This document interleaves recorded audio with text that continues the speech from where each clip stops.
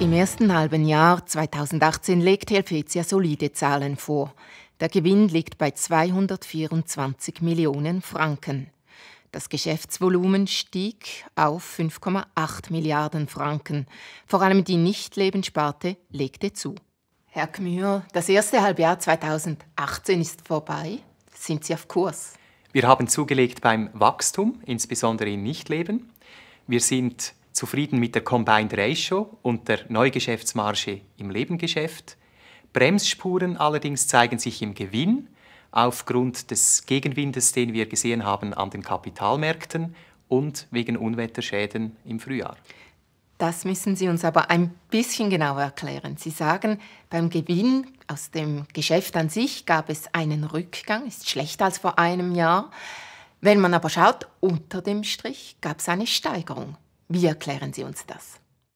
In der Vorjahresperiode haben wir bei der Gewinnentwicklung noch Akquisitionseffekte gezeigt. Die Akquisitionen sind mittlerweile vollzogen, die Gesellschaften sind integriert und ohne diese Sondereffekte, wenn wir jetzt nur das operativ erwirtschaftete Ergebnis vergleichen, Vorjahr zu Laufjahr, dann haben wir einen Rückgang.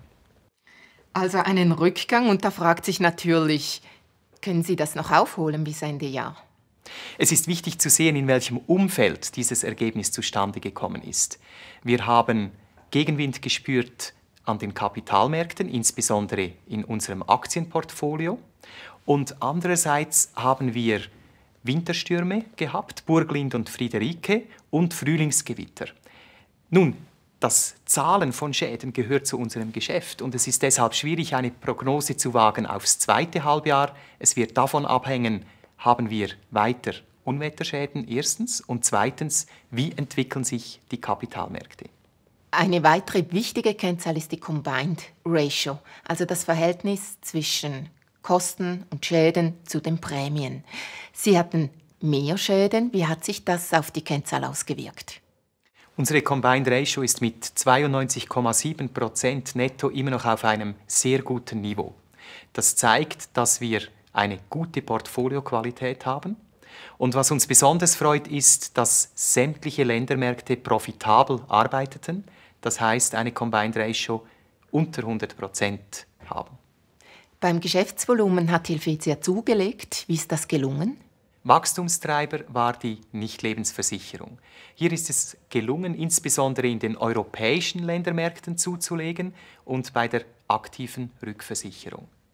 Im Lebensversicherungsgeschäft haben wir strategiekonform da Wachstum, wo wir es uns vorgenommen haben, nämlich bei den modernen, kapitaleffizienten Produkten, insbesondere in der Schweiz und in Deutschland. Kommen wir zur Strategie Helvetia 2020.